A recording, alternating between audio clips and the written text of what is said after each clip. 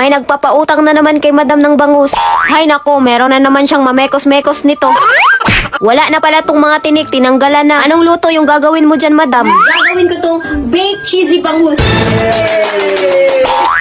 Magtatadtad muna ng mga rekado si madam. Yun nga lang, bago lang pala siyang nagpaganda ng nails. Ang ganda pa naman ng pagkakagawa nito. Tapos pahihiwain nyo lang si madam? To the rescue kaagad si madam sa auntie niya. Hindi na umayaw yung auntie ko, wala na kasi siyang magagawa. Pero sa totoo lang, tinamad lang talaga tong madam niya. Agoy, naisahan mo na naman yung auntie mo, madam. Wala nang ginawa si madam dito kundi tumawa na lang. Bawang lang naman yung hihiwain ng auntie ko. Pero hindi na nga lang niya hiniwa, binalata na lang niya. Etong bawang ihalo lang sa gagawin niyang marinated sauce. Eto na nga, hinaluan na nga ng toyo, oyster sauce, tapos binudbura na nga ng basil leaves, pati na din itong pepper, at patis, isang kutsara lang. Eto nga yung magbabalanse sa timpla ng marinated sauce. Halu-haluin lang yan para mamix ang all. Muntik pa nga makalimutan ni madam itong kalamansi. Ibababad na nga ni madam itong bangus dito sa ginawa niyang marinated sauce. Siyempre, para lalong sumarap, imekos-mekos mo lang yan. Abay, imamarinate mo yan, madam, ng mga 3 araw.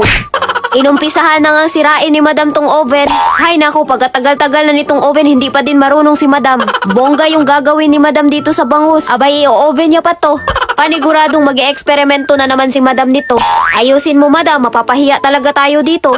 Dahil nakapwesto na nga itong bangus, tinakpan na nga ni madam gamit itong foil. Abay, pwedeng-pwede na tong isa lang sa oven. Hindi ko alam kung ilang minuto tong itatambay dito nga sa oven. Abay, si madam na bahala dyan, nagmamarunong yan eh. Ihahanda lang ni madam itong melted cheese. Eto yung itatoppings ni madam mamaya sa bangus. Naku, hindi talaga to basta-basta, masarap to. Eto na nga, kinudkod na nga ni madam itong cheese. Alam nyo bang maya-maya tong chinecheck ni madam itong inoven niyang bangus? Hinaho na nga kaagad niya, ewan ko ba kung luto na ba to.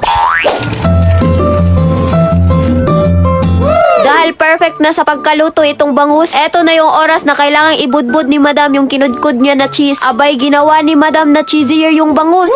Isasala nga niya ulit ito sa oven, syempre para ma-melt yung cheese. Grabe, hindi pa yan luto pero natatakam na talaga ako. Dahil meron pa ngang 2 bangus na naiwan. Anong diskarte yung gagawin mo dyan, madam? Nakita nga niyang madami pang mantika ng baboy na natira, kaya ipiprito na lang niya itong bangus na naiwan.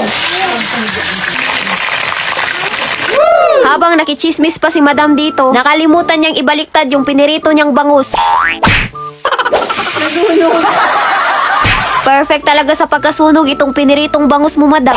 Dahil sunog na nga itong isa, ipiprito na nga niya itong pangalawa. Hindi nga ito nasunog pero nadurog naman ito. May naisip na naman si madam dito sa pinirito niyang bangus. Etong marinated sauce na tira, isinama na nga niya sa pagbuhos dito sa kawali. Naku, iba ka talaga, madam. Ang dami mong alam. Siguraduhin mo lang na masarap yan, madam. Mapapahiya talaga tayo dito. Naku, nasunog na din itong bangus na inoven niya. Tinanggal na nga niya kagad dito sa oven kahit sobrang init pa. Bibilib na sana ako sa'yo, madam, kung hindi ka lang talaga napalpak.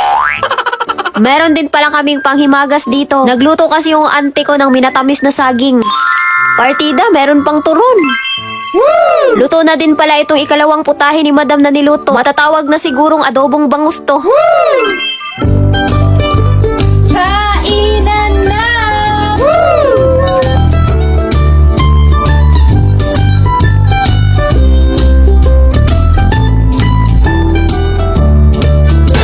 Ang sarap na talaga ng lamon ni madam dito. Kahit medyo nasunog tong nilutong ulam ni madam. Uy, pagkasarap-sarap pa din. Ang sarap pala ng bangus kapag nilagyan mo ng cheese.